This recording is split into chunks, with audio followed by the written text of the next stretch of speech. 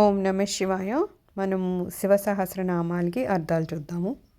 దేవ అని అంటున్నారు. కామదేవ అంటే మనకి కామ్యాలు ఏమున్నాయి, ఏ కోరికలు అయితే ఉంటాయి, పరం ఏమైనా సరే అవన్నీ ఆ కోరికలను జయించిన వాడు, వానికి వరములను ఇచ్చి అనుగ్రహించేవాడు. అలాగా మనకి కామ్యాలు ఏమైనా ఉన్నాయంటే వాటిని అనుగ్రహించి మనకిచ్చేది శివుడే. అలాగే మనలో ఈ కామ్యాలు తగ్గాలి అంటే కూడా అవి ఉండకుండా ఉండాలి కదా. ఒక స్థితి వచ్చాక, జ్ఞానం వచ్చాక మన మోక్షాన్ని సాధించాలంటే మనలో కామ్యం అనేది ఉండకూడదు. అలా లేని స్థితికి మనం వెళ్ళిపోతామంటే ఎప్పటి వరకు స్వామివారి అనుగ్రహం ఉండదో మనం వాటిని జయించలేము కదా. అందుకని అలాంటి మనకున్న కామ్యాలను కూడా జయించడానికి ఆ స్వామివారే మనకి తోడ్పడతారట. అలాగే మన్మధుడు అంటే కామ్యానికి సంబంధించింది కదా. ఆయన్ని కూడా ఆయనే ఆయన జయించారు. మనం కూడా అలాంటి ఆవేశాలకు వెళ్లకుండా స్వామివారే మనల్ని నిగ్రహించడంలో తోడ్పడతారు. ఈ రకంగా స్వామివారు మనల్ని అనుగ్రహిస్తున్నారు కాబట్టి ఆయన ఏమంటామంట, కామదేవ అంటామంట. కామపాలహ అంటే మన్మధుని నిగ్రహానుగ్రహములచే పాలించువాడు, ప్రాణుల కోరికలను పాలించేవాడు. మన్మధుడు ఏదైతే అనుగ్రహము చేస్తున్నాడో అది కూడా ఎవరి వలన అంట, అది కూడా శివుని అనుగ్రహం వలన మన్మధుడు చేస్తాడట. మన్మధుడు అతను ఉండాలి, లేకపోతే సృష్టి అనేది జరగదు. సో ఆయన చేసే అనుగ్రహం అవని నిగ్రహం అవన్నీ కూడా శివుని వలనే అతని త్రూ జరుగుతున్నాయి. కాబట్టి ఆయన ఏమంటున్నారు, కామపాలకుడు. కాముణ్ణి కూడా పాలించేదెవరు, కామేశ్వరుడే. కాబట్టి ఆయన్ని కామపాలహ అంటున్నాం. తర్వాత భస్మోద్ధూడిత విగ్రహ, ఆయన విభూతిని శరీరంలో పోసుకొని ఉంటారు ఎప్పుడు కదా. ఆయన శరీరం అంతా విభూతిని పోసుకుని ఉంటారు కదా. అందుకని ఆ శరీరం దాంతో భస్మతో ఉన్నది కాబట్టి భస్మోద్ధుడిత విగ్రహ అని అంటారట. భస్మప్రియ, విభూతి అందు ఇష్టము కలవాడు. ఆయనకి విభూతి అంటే చాలా ఇష్టం. అందుకే ఆయనని ఎవరైతే భక్తులు ఉంటారో వాళ్ళు కూడా మొత్తంగా విభూతినే పూసుకుని ఉంటారు. చూస్తాం కదా మనం, వాళ్ళందరూ పైనుంచి కింద వరకు విభూతిని పూసుకుని ఉంటారు. ఎందుకంటే శివుడికి అంత ఇష్టం అనమాట. శివుడు మనకి యముడు చెప్పినప్పుడు కూడా వింటాం కదా. ఆయన ఏమంటారు, ఎవరైనా మనిషి చనిపోయినప్పుడు అతను ఒంటి మీద విభూతి ఉన్నా, రుద్రాక్షలు ఉన్నా, అతను శివస్మరణ చేస్తున్నా, అలాంటి వాళ్ళని యమపురికి తీసుకొని రావద్దంటారు.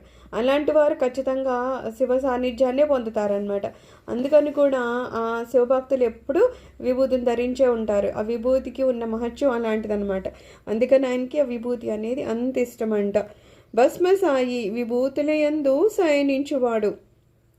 ఆయన విభూతి రాసుకోవడమే కాదు, పైనుంచి కింద వరకు అందులోనే శయనిస్తాడంట. ఆయన శ్మశాన వాటికలో ఉంటారు కదా, శ్మశానం అంతా విభూతితోనే ఉంటుంది, దానిలోనే ఆయన శయనిస్తూ ఉంటాడు. సో ఆయన అక్కడే ఉంటారు కాబట్టి భస్మ సాయి అంటారట. కామి అంటే కోరిక కలవాడు, కామస్వరూపుడు. కోరిక కలవాడు అంటే ఆయనకి కోరికలు ఉంటాయనేమి ఉండదు. మనకున్న కోరికలని ఎవరు నెరవేరుస్తారంటే ఆ స్వామి నెరవేరుస్తారు. అయితే ఒకటి, ఎప్పటి వరకు ఆయనకి సృష్టి చేయాలనే కోరిక కలగదో అప్పటి వరకు సృష్టి ఉండదు. ఒకసారి లైన్ చేశాక మళ్ళా ఆయన నుంచి అమ్మవారు వస్తారు, ఆ కోరిక కలిగేటట్టు చేస్తారు. అప్పుడు స్వామి ఈ సృష్టి చేస్తారు. సో సృష్టి చేయాలి, సృష్టిలో ప్రతిదీ నిర్వర్తించాలంటే ఆయనకు ఆ కోరిక ఉండాలి కదా. సో ఆ రకమైన కోరిక కూడా ఆయనకు కోరిక కలగడం లేదు. ఆ కోరికలు మనలాంటి వాళ్ళకి కోరికలు ఉంటాయి, అవి ఇహమైనవి అవని పరమైనవి అవని అన్నిటినీ ఆయనే నెరవేరుస్తారు. కాబట్టి అలా కూడా రెండు రకాలుగాను ఆయనే ఆ కోరిక రూపంలో ఉంటారట, కామ రూపంలో ఉంటారట. అందుకని ఆయన ఏమంటాము, కామి అంటాము. కాంతః అంటే మనోహరమైన వాడు. ముందే చెప్పుకున్నాం, అందరి దేవతల్లో చాలా అందంగా ఎవరైనా ఉంటారంటే అది కేవలం శివుడే అనమాట. ఎంతో ముగ్ధ మనోహరంగా ఉంటారట. అందుకని ఆయన్ని కాంతః అంటారట. కృతాగమః అంటే ఆగములను సృష్టించినవాడు. వేదాలు ఆగములు అన్నీ అంటారు కదా, ఇందులో ఏమున్నాయి, అది సృష్టించబడింది ఆయనే, దానిలో ఉన్న ఆ సారాంశము ఆయనే, దానిలో అక్షర రూపంలో ఉన్నది ఆ శ్లోకాలైనా ఆయనే, పదాలైనా ఆయనే, ఆ పదాల్లో ఉన్న శబ్ద స్వరూపం ఆయనే, దానికి సంబంధించిన రూపం కూడా ఈయనే. మొత్తం ఎలా చూసినా సరే ఆ వాంగ్మయం అంతా ఈయనే. అలాగే ఆగమనాల్ని ఎవరు సృష్టించారు, సృష్టించింది ఆయనే. సృష్టించబడాక అందులో ఉన్నాయి కూడా ఆయనే. అండ్ సో ఎలా చూసినా ఆగములన్నీ ఆయనే. కాబట్టి ఇక్కడ ఏమంటున్నారంటే కృతాగమ అంటారట. సమావర్త అంటే విద్యలన్నింటి సంపూర్తియే స్వరూపంగా కలవాడు. ఈ విద్య ఆ విద్య అని లేదు, అన్ని విద్యలు ఆయనే సంపూర్ణంగా కలవాడు. ఎందుకంటే విద్య ఆయన కదా, విద్యను సృష్టించింది ఆయనే, ఆ విద్య ఆయనే, అందులో చెప్పబడేది ఆయన గురించే. సో అన్ని రకాలు ఆయనే. కాబట్టి మళ్ళా ఏదో విద్య అనేది ఇంకోటి ఏదో అనడానికి ఏం లేదు, ఆ రూపంలో ఉంది కూడా ఆయనే. అందుకని సంపూర్తిగా ఆయన స్వరూపంగానే కలిగి ఉన్నాడు విద్యని. ఇంకోటి ఏంటి, విద్య అంటే జ్ఞానం అని కూడా వస్తుంది. జ్ఞానస్వరూపుడు స్వామివారు. స్వామివారి కన్నా జ్ఞానం ఎక్కువగా ఉన్నది ఇంకెవరికన్నా ఉంటుందో ఏముండదు. సో స్వామివారు చెప్తేనే ఏదో ఒక మనకి గురువు రూపంలో ఆ జ్ఞానాన్ని మనకు అందిస్తే మనకు అర్థమవుతుంది. తప్పితే జ్ఞానం అనేది మనకి తెలిసేది కానీ, లేకపోతే ఆ స్వామివారికి తెలిసిన జ్ఞానానికన్నా ఇంకా ఎక్కువ తెలిసి ఎవరికన్నా అనడానికి కానీ ఏముండదు. సో సంపూర్ణంగా జ్ఞానస్వరూపంలో స్వామివారే ఉన్నారు. తర్వాత ఏమంటున్నారు, సుడిగుండం వలె ప్రాణాలను సంహరించువాడు. లయము సమయంలో ప్రళయంలాగా వచ్చి జీవులందరినీ సంహరిస్తారని చెప్తారు కదా.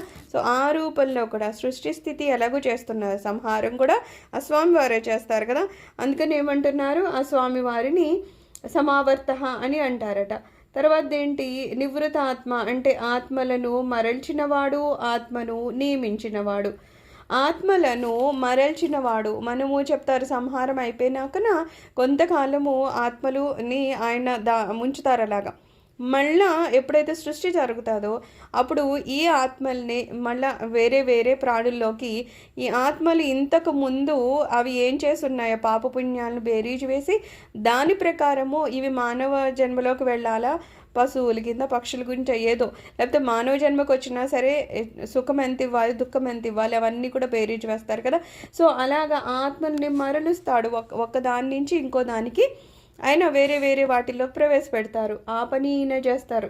అలాగే ఆత్మను నియమించిన వాడు కూడా. ప్రతి జీవిలోనూ ఆత్మ ఉంది కదా, మనుషుల్లోనే ఉంది, ఆ ప్రతి జీవిలోనూ ఉంది. మరి అన్ని జీవుల్లో ఎవరు ఉంచారు అంటే ఆ స్వామివారే ఉంచారు కదా ఆత్మని. ప్రతి జీవిలోనూ ఆయన నిర్మించి ఉంచుతారనమాట. సో ఆ రకంగా కూడా స్వామివారు అందరిలోనూ ఆత్మస్వరూపంగా నిల్చున్నారు. కాబట్టి ఆయన ఏమంటామంట, నివృత ఆత్మ అంటామంట. ధర్మపుంజ అంటే ధర్మ సముదాయము తానే అయినవాడు. పుంజ అంటే సముదాయం అన్నమాట. ధర్మం అనేది ఏదో 1, 2 కాదు కదా, ఎన్నో రకాలుగానూ ధర్మం ఉంటుంది. సో అన్ని రకాలుగాను ఆ ధర్మం అనేది ఏది ఉందో అదంతా ధర్మం ఎవరికి తెలుస్తుంది, స్వామివారికే తెలుస్తుంది. ఆయన ధర్మబద్ధంగానే ఉంటారు. ధర్మం అనేది ఏంటో దానికి ధర్మానికి సంబంధించిన విద్య కూడా ఆయనకే తెలుసు, లేకపోతే ఆయనే సృష్టించారు. ధర్మబద్ధంగానే ఆయన ఉంటారు. ఎవరైతే ధర్మబద్ధంగా ఉన్నారో వాళ్ళకి మళ్ళా ధర్మబద్ధంగా ఏమి రావాలో అవి కూడా స్వామి ఇస్తారు. సో ఇదంతా ఒక సముదాయం. ఆయన ధర్మంగా ఉంటారు, ధర్మాన్ని సృష్టించారు, ధర్మంగా ఎవరున్నారో వాళ్ళకి ధర్మంగా ఏం కావాలో అవి ఇచ్చారు. ఇవంతా కలిపి ఆయన చేస్తూ ఉంటారు. కాబట్టి ఆయన ఏమంటామంట, ధర్మపుంజ అంటామంట. సదాశివ అంటే కాలభేదము లేకుండా శుభములను ఇచ్చేవాడు. మనకేమన్నా నిన్న శుభం వస్తుంది, లేకపోతే ఈరోజు శుభం వస్తుంది, రేపు రాదు, అట్లేముండదు కదా. శుభం అనేది ఎప్పుడన్నా ఎక్కడన్నా ఎలా అయినా కలుగుతుంది. లేదు, నిజంగా స్వామివారి పాదాలే పట్టుకుంటే ఎల్లప్పుడూ శుభాలనే ఇస్తారు. అది ఎంత ఆయన చేతిలోనే ఉంది. శుభం అశుభం అనేది ఆయన చేతిలోనే ఉంది. మరి పాపం పుణ్యాలు ఉన్నాయి కదండి, మరి పాపాలు ఉండిపోతే దానికి అశుభం ఇవ్వాలి కదా. అంటే స్వామి ఏం చేస్తారు, మనం చేసిన పాపానికి ఏదైనా అశుభం జరగాల్సి ఉన్నా సరే ఎవరైతే స్వామివారి పాదాలని పట్టుకుంటామో అప్పుడు మన భక్తిని, లేకపోతే మనకి ఉన్న ఆ స్వామివారి మీద ఆ ప్రేమని చూసి ఆ స్వామివారు మనకి కలిగే ఏదో ఒక పాప ఫలితం ఏదో మనకి రావాల్సింది ఉన్నా సరే అది చాలా తగ్గిస్తారు. తగ్గించడమే కాదు, యాక్చువల్గా ఏమవుతుంది అక్కడ కష్టము నష్టం అనేది లేకపోతే సుఖం అనేది మన మనసు ఎంత కనెక్ట్ అవుతుందో దాన్ని బట్టి అది మనని ప్రభావితం చేస్తుంది. అదే కష్టము ఒకరికి చాలా కష్టంగా అనిపించవచ్చు, ఒకళ్ళు దాన్ని ఏది కాదన్నట్టు తీసుకోవచ్చు. ఎవరి దగ్గర ఒక 1000 రూపాయలు పోయింది అనుకుందాం, వాళ్ళు ఎంత డబ్బున్నోడైనా సరే ఒక్కొక్కడు 1000 రూపాయలు పోయిందంటే లబోదిబ్బం అంటాడు. డబ్బు ఎంతగా లేకపోయినా అంత డబ్బులు ప్రిఫరెన్స్ కాదు అనుకునే వాడికి ఒక 1000 రూపాయలు పోతే వాడికి ఏం బాధ అనిపించదు.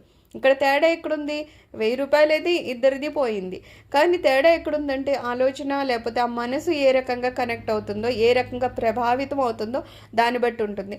అలాగా మనకేదో పాప ఫలితము రావాలి, వచ్చినా సరే ఏదో కాలికే దెబ్బ తగిలింది అనుకుందాం, ఇద్దరికి దెబ్బ తగిలితే ఒకడికి ఆ నొప్పి ఎక్కువ బాధ పెడుతుంది, స్వామివారిని నమ్ముకున్న వాడికి బాధ ఎక్కువ అనిపించద్ది. దెబ్బ తగలాలి కాబట్టి తగిలినా ఆ బాధ ఎక్కువ లేకుండా స్వామి చేస్తారు.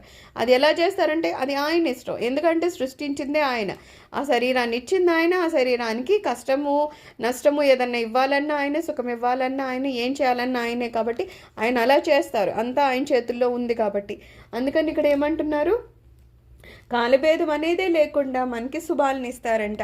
సో ఇప్పుడు అప్పుడని ఏమి మనం భయపడి బాధపడాల్సింది ఏం లేదు. ఈరోజు ఎలా ఉంటుంది రేపు ఎలా ఉంటుంది అని ఏం లేదు. ఎవరైతే స్వామివారిని పట్టుకుంటామో ఈరోజు అని లేదు, ప్రతి క్షణము ఈ శ్వాస ఉన్నంత వరకు, శ్వాస వెళ్ళిపోయినాక కూడా తర్వాత గతుల్లో కూడా సర్వశుభాలని ఆయన మనకు అనుగ్రహిస్తారు. మనం కనుక ఆయన పాదాలని పట్టుకుని ధర్మబద్ధంగా ఉంటే, మళ్ళీ ఆయన అంటారు కదా మనశుద్ధి ఉండాలి, ధర్మబద్ధంగా ఉండాలి, ఈ కొన్ని కండిషన్స్ ఉన్నాయి.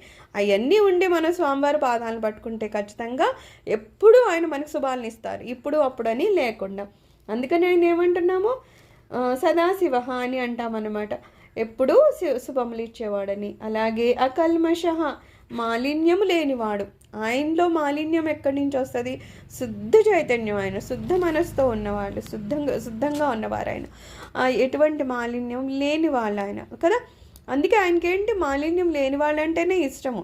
కేవలం శివ శివ అని అన్నంత మాత్రాన ఆయన ఏమీ ఒప్పుకోరు.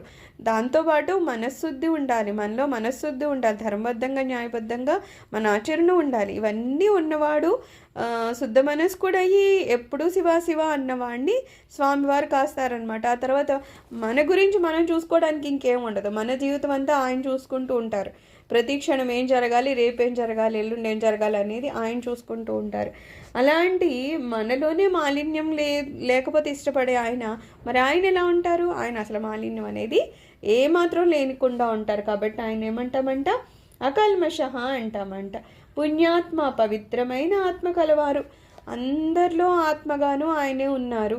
ఇంకా ఆయన ఆత్మ ఎలా ఉంటుంది? ఎంతో పుణ్యమే, పుణ్యం తప్పితే ఇంకా పాపం అనేది ఎక్కడ దరిదాపుల్లో లేకుండా ఉంటుంది, అంత పుణ్యంతో ఆయన ఉంటారు. అలాగే ఎవరైతే పుణ్యాత్ములు ఉంటారో వాళ్ళనే స్వామివారు చేరదీస్తారు కూడాను, ఆయనకి అలాంటి వాళ్ళ ఇష్టం కూడాను. అందుకని ఎంతో పుణ్యంతో ఉంటారు కాబట్టి ఆయన్ని పుణ్యాత్మ అని అంటామంట. చతుర్బాహు, 4 భుజాలు కలవాడు. ధర్మ అర్ధ కామ మోక్షములనేది బాహువులు కలవాడు. మామూలుగా శివుడికి 4 భుజాలు ఉంటాయి, మనకి కనిపించడం భౌతికంగా చూస్తే 4 భుజాలు కనిపిస్తున్నాయి. అవి దేనికి సింబాలిక్గా అని చెప్తారట? మనకేం కావాలి? ధర్మ అర్ధ కామ మోక్షాలు 4 కావాలి మనిషి అనేవాడికి కదా. ఈ వీటిని ఆయన భుజాలుగా ధరించి ఉన్నారంట. అంటే మనకి అన్నీ ఆయనే ఇస్తారు, ధర్మము అర్థము కామము మోక్షం ఇవన్నీ కూడా ఆయనే మనకి ఇస్తూ ఉంటారంట. ఇవ్వడానికి సింబాలిక్గా చూపించడానికి అన్నట్టు ఆయన ఈ 4ని చాలా చేతుల కింద చేసుకుని ఉన్నారంట. అందుకని ఈయన ఏమంటున్నారు, చతుర్బాహు అంటారట.